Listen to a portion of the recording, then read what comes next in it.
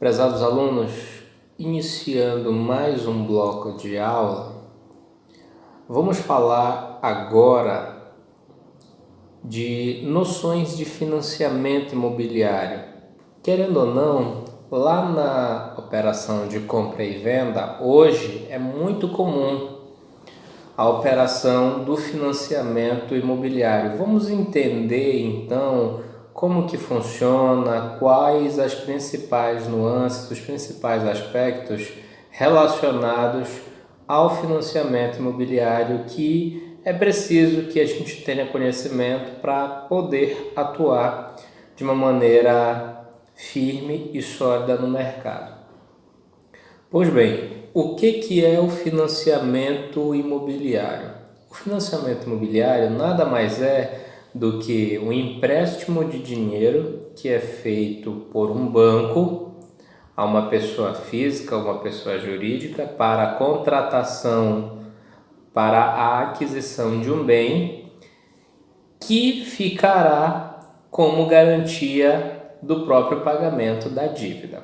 Ou seja, o banco, a instituição financeira, empresta o dinheiro ao particular, o particular compra com o dinheiro do banco o bem, e o próprio bem que é comprado ele fica como garantia de pagamento da dívida.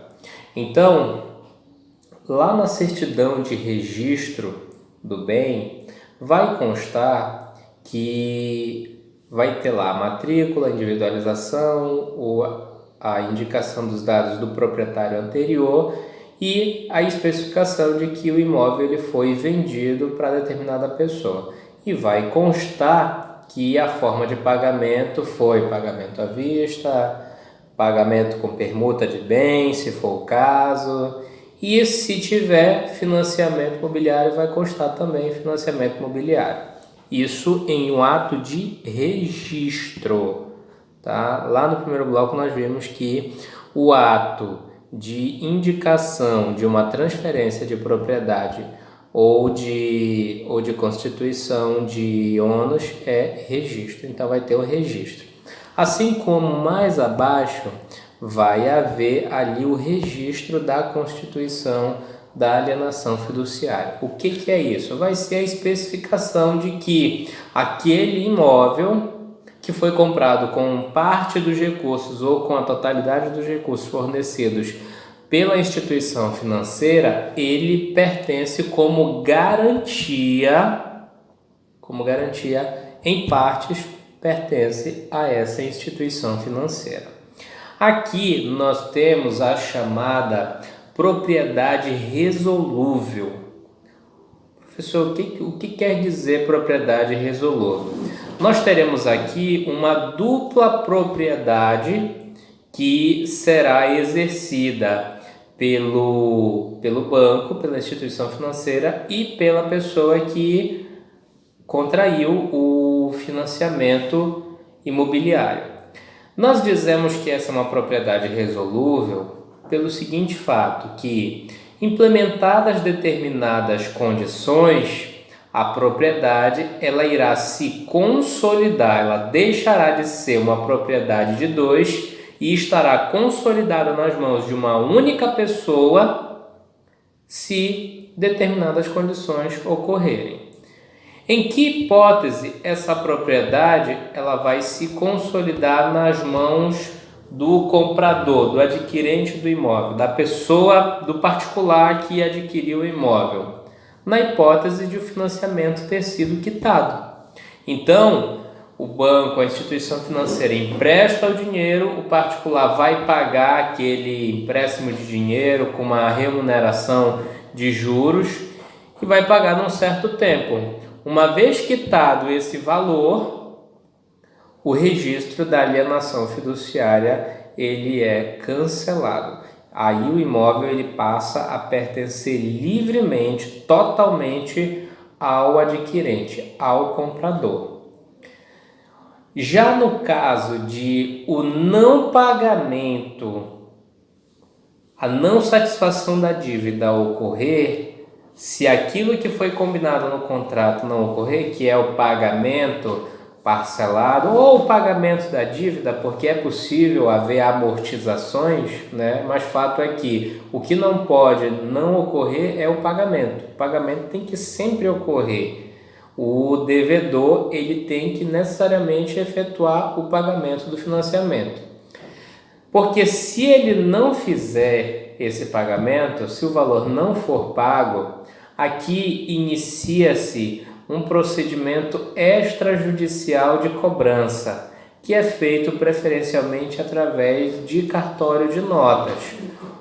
A instituição financeira, o banco, através de sua assessoria jurídica ou departamento equivalente, encaminhará uma solicitação ao cartório de notas da circunscrição, da onde o imóvel se situa, para que o devedor seja notificado de que há um débito em aberto e que ele deve saldar esse débito. Esse procedimento é chamado tecnicamente de constituir em mora.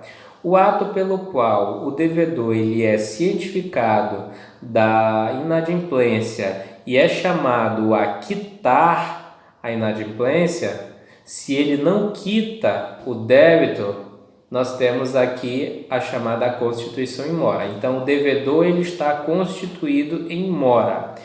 E uma vez constituído em mora, ou seja, não pagou o valor relativo ao qual ele foi notificado a pagar. O que acontece? Acontece aqui a chamada consolidação da propriedade, só que em favor do banco. Como assim? O banco vai apresentar uma solicitação de consolidação da propriedade, comprovando que o devedor foi devidamente constituído em mora e mesmo assim não pagou o valor em aberto, o valor da dívida. O cartório então fará todos os atos de registro comprovando que a propriedade se consolidou em favor do banco. E aí o que acontece? O imóvel ele deixa de fazer parte do patrimônio do devedor e passa a integrar integralmente o patrimônio do banco. Ele passa a pertencer única e exclusivamente ao banco. Nesse caso, o banco, uma vez consolidada a propriedade, o banco ele vai pegar esse imóvel e vai fazer os leilões. É importante observar que, de acordo com a Lei 9514 de 1997, que regulamenta as operações de financiamento imobiliário, quando o banco ele retoma o imóvel e ele vai fazer os leilões para vender esse imóvel, em tudo o devedor ele tem que ser notificado. Ele tem que ser notificado porque, tanto pela lei como pela posição dominante dos tribunais, o devedor, nesse caso, ele tem o chamado direito de preferência. Há uma preferência de que esse devedor ele adquira o imóvel. Poxa, mas ainda assim, mesmo ele não tendo pagado o débito, há uma preferência sim. A grande questão é que ele contratou o empréstimo numa condição. E aí, se ele for adquirir novamente o imóvel, ele vai contratar esse empréstimo numa outra condição. Ou seja, com taxas de juros, com custos bem maiores. Outra, tudo aquilo que ele pagou ali se perde, porque ficou aqui consolidado a propriedade em favor do banco. Então, ainda assim, é possível que o devedor ele resolva exercer o direito de preferência e resolva adquirir novamente o bem, tá? E então, em todos esses atos que ocorrerem, os leilões, o devedor ele deve ser intimado para exercer o direito de preferência. Note, no primeiro momento ele é intimado para pagar a dívida. Se ele não paga, a propriedade se consolida em favor do banco. E tendo se consolidado em favor do banco, o banco vai vender o imóvel, ele tem que notificar o devedor para que ele exerça o direito de preferência. Não exercendo e vindo um terceiro a arrematar o imóvel, firmando financiamento e tudo mais, como é que fica se o imóvel estiver ocupado? Pois é, a Lei 9514 de 97 autoriza a expedição de mandado de reintegração de posse liminar para que o devedor ele saia do imóvel. Todavia, isso só vai acontecer se o procedimento ele for todo observado, tá? Ou, sendo o processo não observado, o devedor acionar a justiça pedindo a anulação, a nulidade do procedimento de consolidação de propriedade. Se o devedor ele não pagar o débito ou não ajuizar qualquer medida comprovando aqui as falhas do procedimento de consolidação de propriedade, o imóvel, a propriedade do imóvel se consolidará necessariamente nas mãos do banco e após isso, após a venda, o banco ele pode conseguir, o banco ou quem adquiriu pode conseguir a expedição de um mandado de reintegração de posse liminar para que o devedor ele desocupe o imóvel, tá? Então, nesse contexto é que a propriedade ela se consolida em favor do banco. Nesse caso é que ocorre, é que deixa de haver a propriedade do fiduciante e a propriedade do fiduciário e passa a haver fiduciante seria o banco, fiduciário o devedor e passa a haver a única e exclusiva propriedade do banco, ok? Então, é muito importante, tá, que o corretor de imóveis ele saiba de todas essas situações, de todo esse procedimento, tá? O financiamento ele é contratado mediante, como toda e qualquer operação de crédito, como toda e qualquer operação relacionada a bancos, através de análises do perfil financeiro, das condições do nome no mercado, enfim. Após a contratação então do financiamento, o valor é liberado diretamente ao vendedor e assim é dado por quitado o pagamento. Aquela relação entre comprador e devedor é dado por quitada e vai existir apenas a relação do devedor, do cliente com o banco. É a única relação que vai subsistir. Aqui com relação ao vendedor do imóvel, a única relação que vai existir é se de repente houver problemas estruturais, qualquer problema grave relacionado à construção que seja de atribuição do vendedor resolver, aí sim o comprador terá uma pretensão contra o vendedor, ok? Então, basicamente são essas as noções de financiamento imobiliário que a gente precisa ter no conduzir aqui das operações imobiliárias. Falando ainda de noções importantes a termos, senhores, no exercício da atividade imobiliária, nós temos ainda a parte de incorporação imobiliária, que precisamos ter algumas noções. O que é a incorporação imobiliária? A incorporação imobiliária nada mais é do que a atividade que é exercida com a finalidade de se realizar a construção ou com a finalidade de apresentar várias edificações ou um conjunto dessas edificações para que elas sejam alienadas total ou parcialmente, tá? Gerando ali um complexo, gerando ali uma coletividade de unidades a ser então comercializada.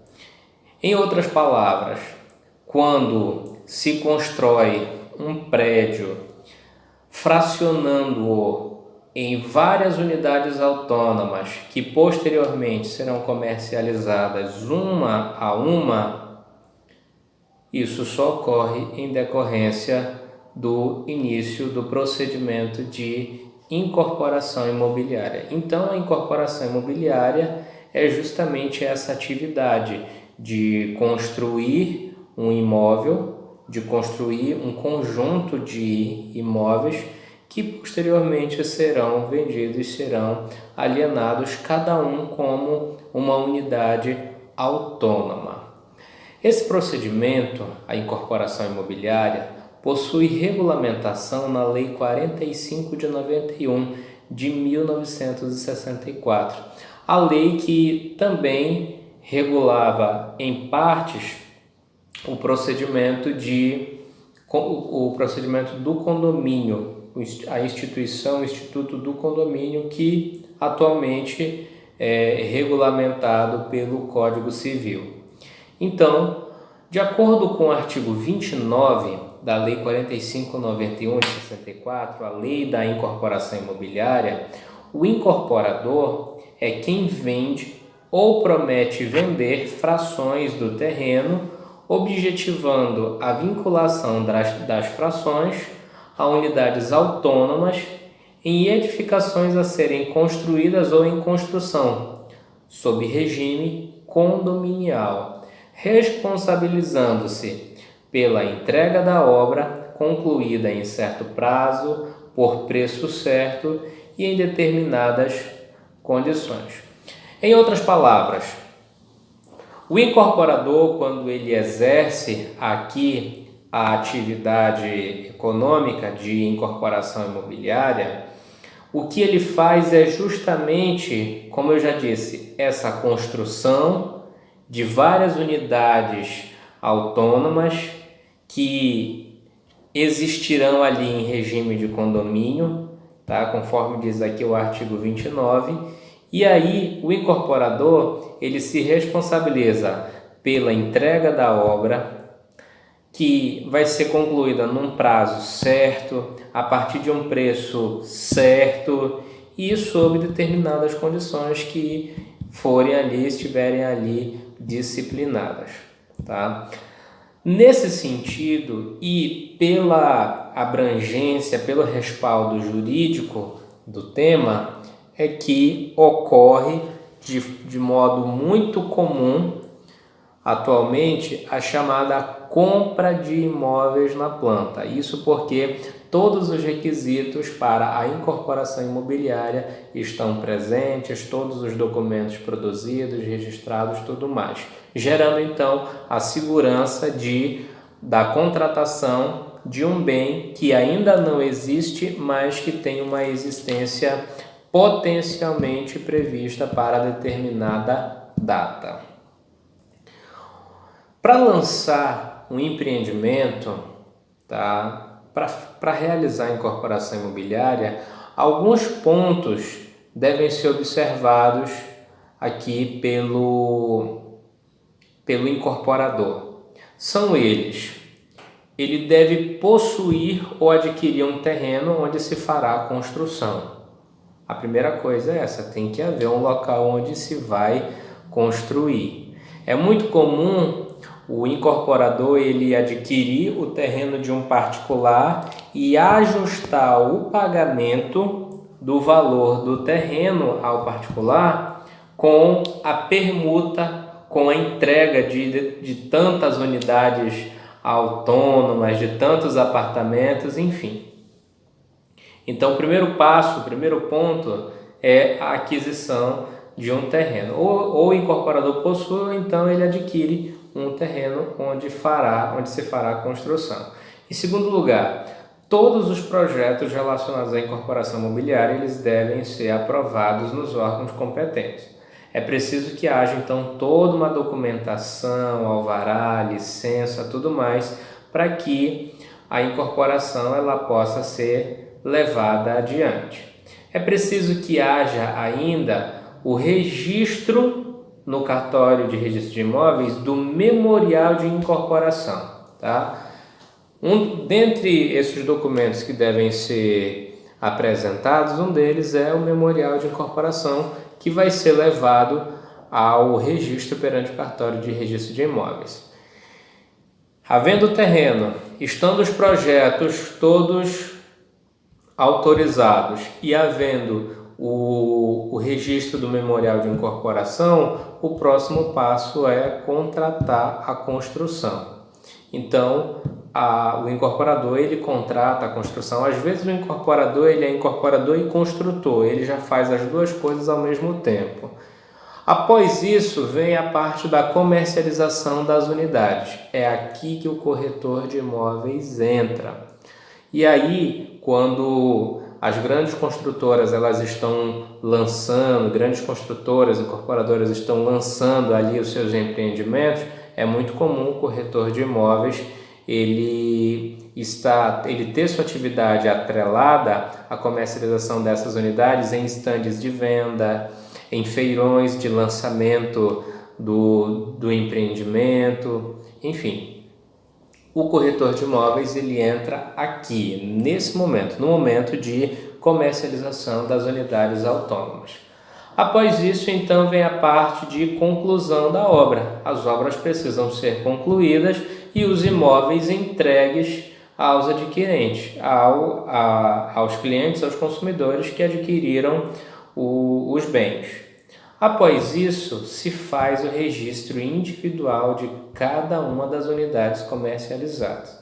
Uma vez construído, abre-se aqui a matrícula de cada um dos apartamentos, de cada uma das casas, conforme seja a incorporação. A incorporação pode ser de imóvel na vertical, apartamento, ou de imóvel na horizontal, várias casas, tá?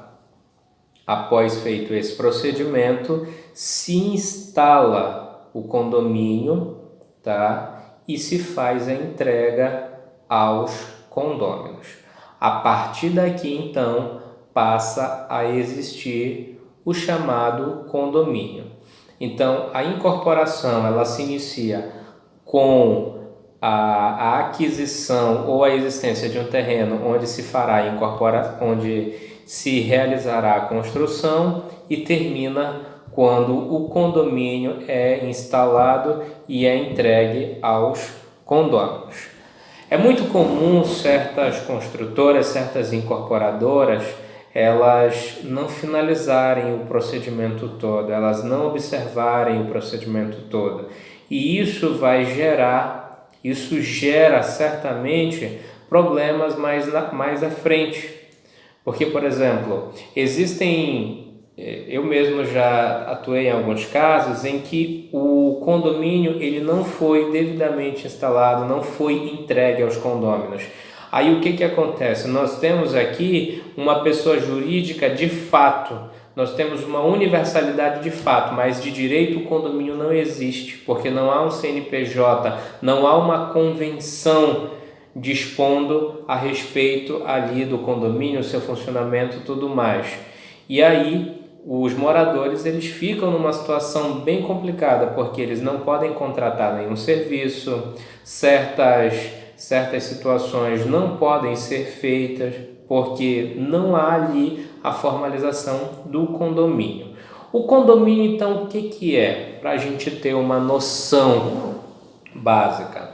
O condomínio nada mais é do que uma reunião de proprietários que partilham de coisas comuns, tendo cada um dentro dessa coisa comum a sua fração particular, a sua fração ideal. Então, quando um prédio é entregue, quando um condomínio de casas é entregue, cada particular tem a sua área privativa, mas também existem as áreas comuns. Então, aquelas pessoas elas estão vinculadas em torno daquelas áreas comuns, em torno daquela finalidade residencial ou comercial, ou até mesmo mista. Existem condomínios que têm destinação mista, que abrange a finalidade residencial e a finalidade comercial. Então, os condôminos eles estão vinculados a essa mesma finalidade, tá? E aí, se eles são condôminos, eles são coproprietários dessa área toda comum, de modo que cada um deles tem direito, assim como cada um deles tem obrigação. Então, dentre outros, é obrigação do condômino contribuir para a manutenção das despesas de manutenção da área comum, de prestação de serviços e tudo mais. Esse rateio de despesas gera o que nós chamamos de taxas condominiais. Isso gera as taxas condominiais. Essas taxas condominiais elas serão usadas para pagamento das contas de energia, da parte das áreas comuns, de água, os prestadores de serviços, zelador, enfim, todo e qualquer serviço que o condomínio precise vai ser ali abrangido, vai ser ali custeado pela taxa condominial que cada um dos condôminos deve pagar. O condomínio ele é gerenciado por uma pessoa que pode ser um morador, que é eleito, que é o síndico. Em alguns casos tem vice-síndico, subsíndico, em outros não. E há também um conselho fiscal. O conselho fiscal ele é composto ali de 3 moradores que eles terão a função de fiscalizar as contas do síndico, de modo a apontar eventuais desvios, solicitar correções, tá? De modo a também opinar sobre qual deve ser a postura da administração diante de determinada situação, diante de determinado problema que envolva a demanda financeira, que precise da realização de gastos. O condomínio, basicamente, ele é regulamentado além do que determina a Constituição, quando fala da propriedade, além do que determina o Código Civil, também ele é regulamentado por uma convenção, tá? A chamada Convenção Condominial. A Convenção Condominial é o documento que traz ali toda a determinação jurídica, toda a determinação legal, tudo aquilo que ficou convencionado de como seria o funcionamento do condomínio. É possível que haja também um regimento interno que faça um detalhamento mais específico de cada uma das situações que devem ser tratadas e observadas no âmbito do condomínio. Além disso, a atuação do condomínio ela também está condicionada àquilo que seja determinado pela Assembleia Condominial, sempre observando o quórum legal, que é a quantidade de pessoas necessárias para uma determinada deliberação relativo a certas matérias. Certas matérias, por serem muito sensíveis, muito polêmicas e controversas, elas precisam de um quórum especial. Então, a partir do procedimento da incorporação imobiliária com a entrega de um condomínio aos condôminos, a relação que vai se formar é essa. As pessoas estarão ali partilhando um espaço, uma área comum, vinculadas ao mesmo objetivo comercial, residencial ou misto, tá? Disciplinados por um documento escrito, por um regimento interno e também por aquilo que a maioria dos condôminos decidir, ok? Então, basicamente são essas as operações imobiliárias no geral com as quais o corretor de imóveis lida e trabalha. Eu espero que você, aluno, procure ainda mais conhecimento, não só aqui nas nossas aulas, no vídeo, no material apostilado, entregue aqui pelo ITED, mas também na internet, mas também que consulte todas as leis que foram mencionadas, tá? Procure outras fontes de leitura, como livros livros relacionados a corretores de imóveis, a atuação do corretor de imóveis, tá?